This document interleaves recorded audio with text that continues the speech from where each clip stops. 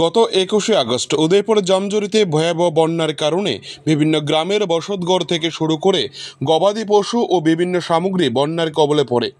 সেই সময় জামজুরি গ্রাম পঞ্চায়েতের ১ নং ওয়ার্ডের বাসিন্দা সমরেশ বর্ধন নিজ পরিবারের গবাদি পশুদেরকে বাঁচানোর জন্য বাড়ি থেকে বের করে জামজুরি বাজারে নিয়ে যাওয়ার পথে বন্যার জলের স্রোতে ভেসে যায়।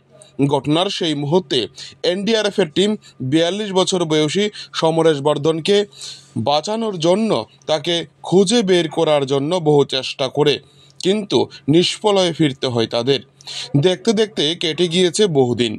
২৪ দিনের মাথায় শুক্রবার সকালে তপন বর্ধনের পুকুরের পাড়ে কঙ্কালসার মৃতদেহটি দেখতে পায় পুকুরে মাছ ধরতে আসা জেলেরা।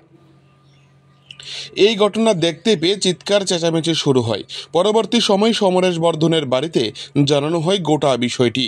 পরে পরিবারের লোকজন ঘটনাস্থলে ছুটে এসে শনাক্ত করে তাদের পরিবারের এই সমরেশ বর্ধনকে খবর দেওয়া হয় কাকরাবন থানায়।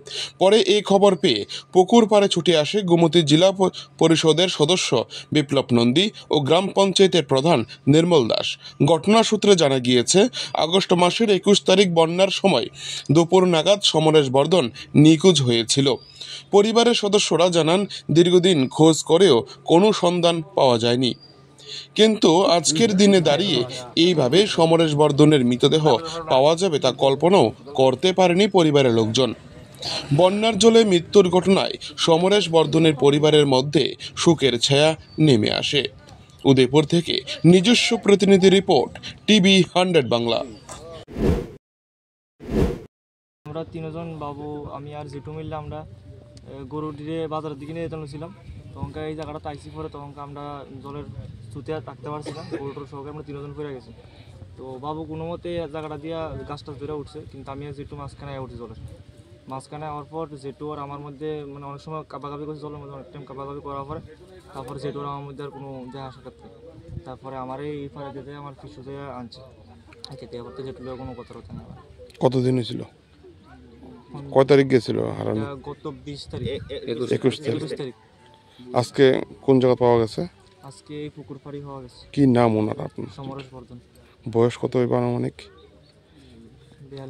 42-এর কাছাকাছি। ছেলে মেয়ে আছে ওনার? কি করতো তেন? পেশায় কি গেছিল?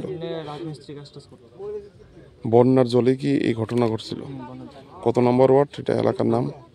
1 নম্বর এলাকাটার নাম? জামজুরি। আপনার নাম কি? রাহুল বর্ধন। আপনার কি হয়েছে? জেঠু। জেঠু হয়। 22 তারিখ ঘটনা হয়েছে। আজ থেকে প্রায় 22 দিন হইল। এটা সুতে ভাইসে এখানে আছে, কিন্তু কারোর চোখে পড়ছে না। আজকে তপন বর্ধনের পুকুরের পারে তপন বর্ধন নিজেই আজকে জাল মাছ ধরতে নিজেই দেখছে, এবং দেখার পরে লুঙ্গি এবং গেঞ্জি তার পরিধান দেখে বুঝছে যে এটা সেই সমরেশ বর্ধনের দেহ হইব। শেষ পর্যন্ত সবাই পরীক্ষা করে দেখছে যে এটা সমরেশ বর্ধনই। তো এটা লাশ দেখার পর আবারও একটা সুখের ছায়া নেমে আইছে। মানুষ একে একে আইতে আছে। থানায় খবর দেওয়া হয়েছে। কাকরাবন থানার অন্তর্গত? কাকরাবন থানার অন্তর্গত। ওসিকে ফোন করা হয়েছে, আমাদের প্রধান ফোন করছে, আমরাও আলোচনা করতেছি, বিভিন্ন জায়গায় দেখতেছি। বিডিও ফোন করা হয়েছে, এখন পর্যন্ত ফোন ধরছে না, হয়তো ঘটনাটা 21